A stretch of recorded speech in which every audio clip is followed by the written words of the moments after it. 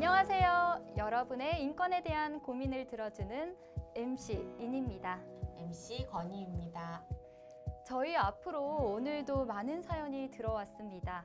특히 일상생활 중에 일어나는 인권 침해 사례가 많았는데요. 업무나 공무를 볼 때 또는 다양한 서비스를 이용할 때 우리도 알게 모르게 인권 침해를 당하는 일이 생깁니다. 저희 앞으로 접수된 실제 사례를 통해 인권 침해에 관해 알아보는 시간을 가져보겠습니다. 첫 번째 사연 한번 살펴보겠습니다. 안녕하세요. 저는 모 고등학교 졸업생입니다.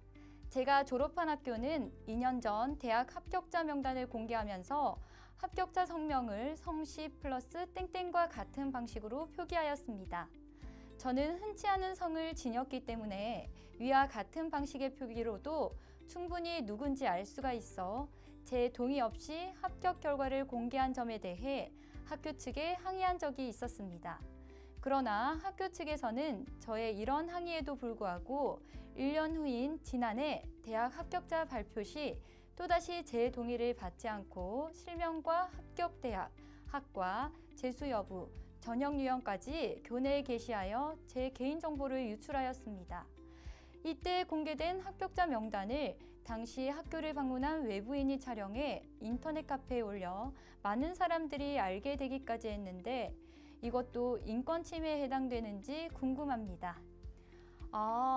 합격자의 이름이 현수막에 걸릴 정도면 꽤 좋은 대학에 합격을 했다는 거고 자랑할 만한 일이라고만 생각했지 이런 부작용은 생각을 못 해봤던 것 같아요.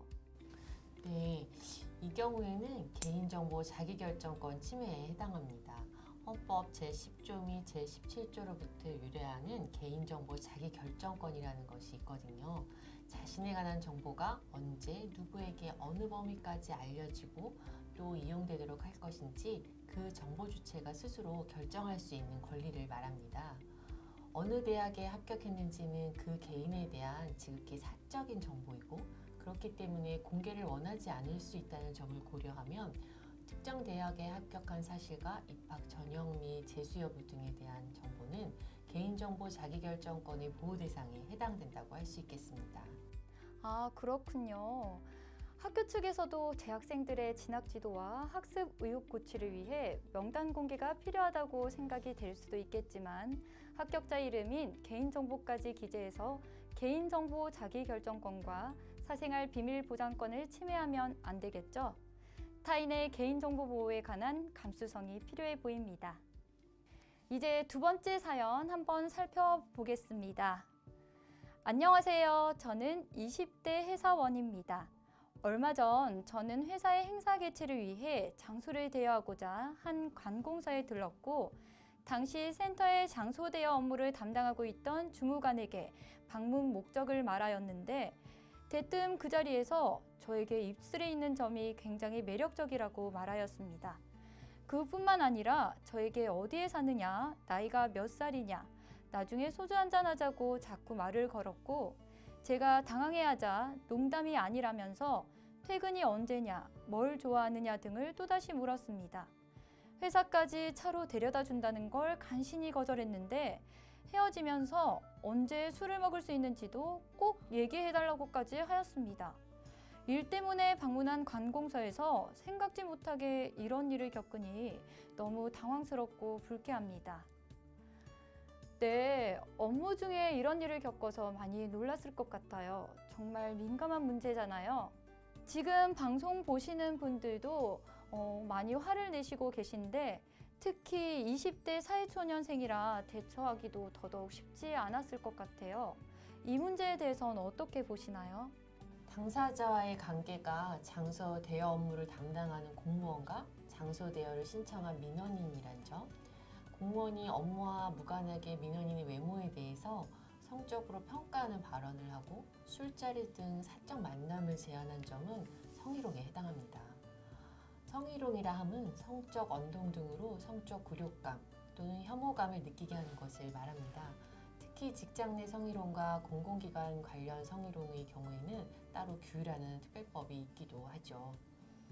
우리 사회 전체 일반인의 평균적인 사람이 아니라 피해자와 같은 처지에 있는 평균적인 사람의 입장에서 성적 굴욕감이나 혐오감을 느낄 수 있는 정도인지를 기준으로 성희롱 여부를 판단하게 됩니다.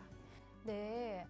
아울러 직무와 무관하게 개인정보에 대해 질문한 점 역시도 직무 범위를 넘어서는 부적절한 언동이라는 생각이 드네요.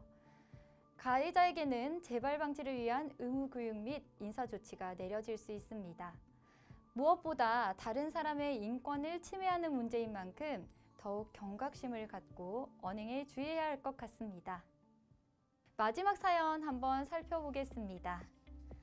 안녕하세요. 얼마 전 저의 어머니께 3년 넘게 이용하던 정수기를 새로운 정수기 제품으로 바꿔드리려고 정수기 렌탈 업체에 문의를 했는데 저희 어머니의 나이가 75세로 실버 고객에 해당돼 가입 대상이 아니라는 답변을 받았습니다.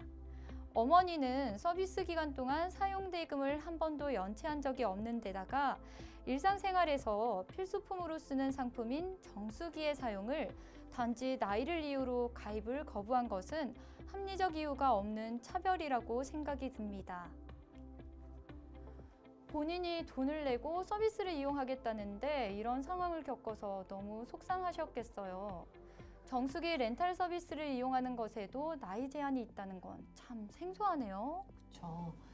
해당 회사의 렌탈 판매 규정에 만 75세 이상 소유권 도래 시 재렌탈 불가라는 항목이 있었던 걸로 보이는데요. 렌탈 계약 이행 가능성 등이 아닌 단지 나이만을 기준으로 향후 계약 해지 등 분쟁이 발생할 수 있다고 판단해 고객의 렌탈 서비스 제공을 거부한 행위는 그 타당성과 합리성을 인정받기 어렵습니다. 동종 업체들도 신용도에 따라 정수기 렌탈 서비스 가입을 제한하는 경우는 있지만 특별히 나이를 제한하고 있는 경우는 없거든요. 국가인권위원회법 제2조 제3호 및 같은 호 남욱에서는 합리적인 이유 없이 나이 등을 이유로 재와 용역의 이용과 관련해 특정 사람을 배제하거나 불리하게 대우하는 행위를 평등권 침해의 차별행위라고 규정하고 있습니다. 해당 회사도 차별 없이 렌탈 서비스를 이용할 수 있도록 렌탈 판매 규정을 개정하는 등 조치가 필요해 보입니다. 오늘도 보내주신 사연을 통해 인권에 대해 조금 더 알아보는 시간을 가졌는데요. 일상생활에서 만나는 다양한 자극이나 사건에서도 인권적인 요소를 발견하고 인권을 고려하는 것이 차별을 없애는 작은 습관이 아닐까 하는 생각이 듭니다. 모두 즐거운 하루 되시고 저희는 이만 인사할게요. 안녕!